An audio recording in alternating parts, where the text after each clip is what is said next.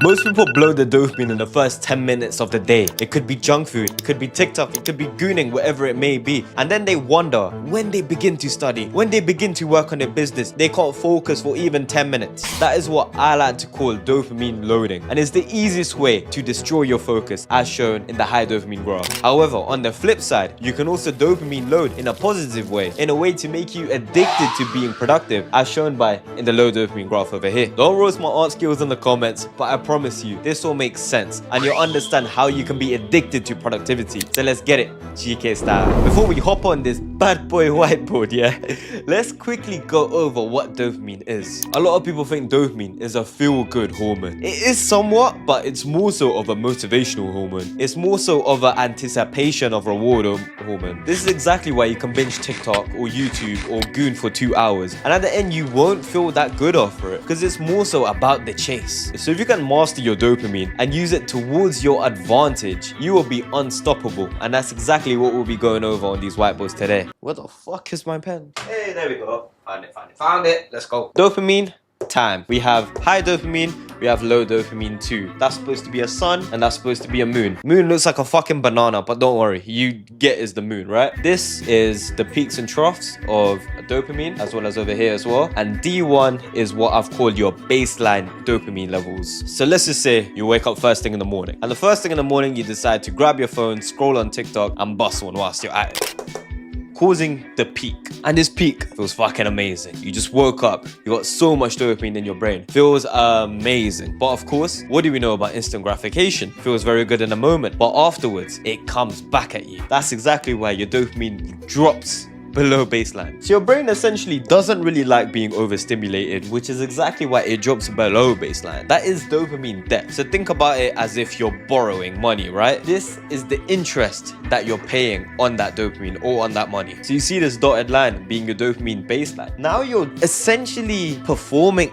below baseline, and that simply means you're performing with less motivation. And now when you try to study, after all of this, you're like, you know what, I'm gonna do a little bit of work. Yeah, I've got to do something productive in my day. Do you get me? You try, and what happens? You fail. You fail because you're on a dopamine debt. It feels impossible. It feels like torture. You've exposed yourself to so much dopamine that this studying, which is not stimulating at all, feels like shit, and you can't do it. You need something more. And you're like, oh yeah, I've got ADHD. But you ain't got ADHD, man. You just fried your dopamine receptors. And then the rest of the day, because you can't focus, what happens? You move over to grab your phone. You go back to TikTok. You keep scrolling. Next thing you know, it's been hours that you're scrolling, and your dopamine goes even further below baseline. As you can see, the peaks reduce. 1, because you are below baseline. Number 2, because your dopamine is becoming less sensitive.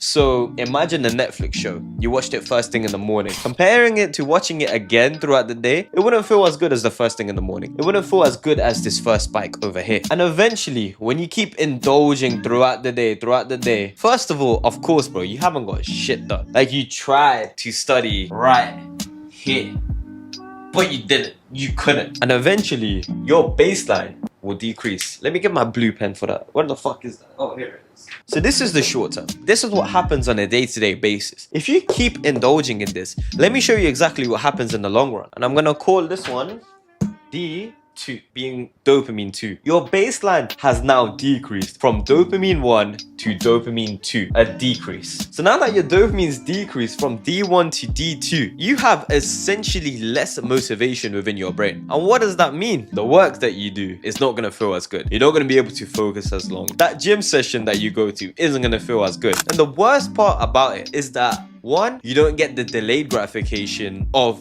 the habits, and 2, you don't even get the instant gratification of your habits. Because if you're starting up here with your baseline, gradually this baseline is going to reduce so much that you barely even get pleasure from these tasks. You can wake up and go on TikTok, have junk food, do as much instant gratification activities, and it won't even feel fun anymore. Take it from me. Sometimes I was like this too, and it got to a point where I wasn't even enjoying the instant gratification. I wasn't even enjoying eating junk food. I wasn't even enjoying, like, yo, let me watch this anime episode. It wasn't fun because my dopamine was that fucked. Trust me when I say you don't want to be here. This high dopamine, constantly indulging, not getting shit done is not a good place at all. My mental health, absolute 30.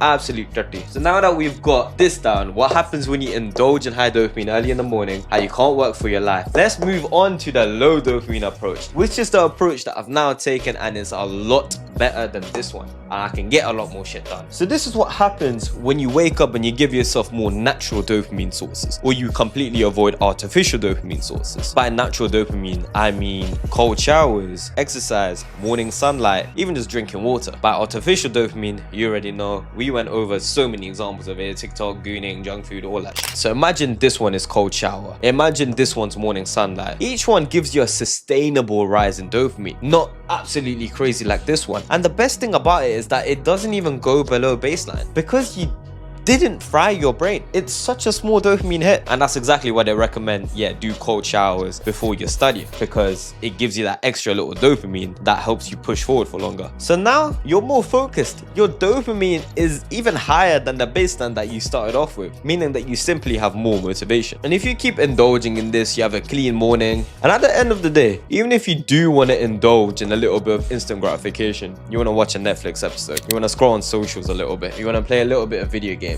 you will have a spike in dopamine, but it will still come down, but just not enough to go baseline. Why? Because you've pushed it forward towards the end of the day. You don't, at this point, even if you did have a little bit of dopamine, would it really matter? You're going to sleep anyways. You're chilling anyways. You haven't got shit to do anyways. And with this, you can wake up the next day over the long run still at your dopamine at its natural baseline. Of course, if you remove these a little bit more, so for example, at the end of the day, you don't indulge as much, you can increase your natural dopamine baseline level and ultimately just have more motivation. So let's draw this over here. So let's just say we didn't indulge as much at the end of the day. Maybe like one Netflix episode or something like that. Maybe it was just checking socials, just doing a little bit and then going to sleep. And you can wake up the next day with your dopamine baseline having increased, meaning that you're waking up with more motivation. I think the main reason of this is because you don't have any dopamine debt, and number two, your dopamine receptors are just less fried. They're more sensitive, right? So when you're working, you get a larger boost in dopamine, and that goes the same for instant gratification as well. You will get a larger boost of dopamine. But if you can wake up with more dopamine, if you can wake up with a higher baseline, crushing tasks, hitting that difficult gym session, starting that business, speaking to that girl, whatever it may be, will be so much more easier, and you will get so much fulfillment and enjoyment just from the basic tasks. Just from looking outside and looking at trees, you will feel so good because your dopamine is eventually getting back to its baseline, and it's getting higher and higher and higher, and you're enjoying life,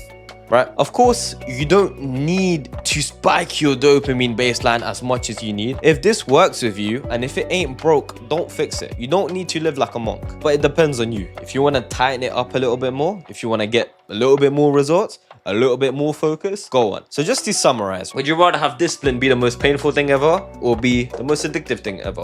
Of course we want it addictive, therefore you should choose this. Simple as that. Remove all of this bullshit dopamine, put good dopamine. If you do want to indulge probably at the very end, but of course not too much that you don't end up having this drop in baseline for the next day and the long run, and you're good. Simple. So if this resonates with you and you want to go deeper, book a strategy call with me, first link in the bio, and I'll personally see if I can help rebuild your habits, master dopamine, and completely change your life. And if you want the next step and I've got dopamine down, what's the point of this? What's the point of this if you can't build habits, if you don't know how to build habits, if you don't know how to build discipline? Well, you're in luck, because I made a video on the breadcrumb method that goes over how you can take small steps towards your goal rather than taking a big leap all at once. So click on screen now, because you've controlled your dopamine. So now let's control your discipline. Connect with the channel, and remember, your decisions today will define your tomorrow.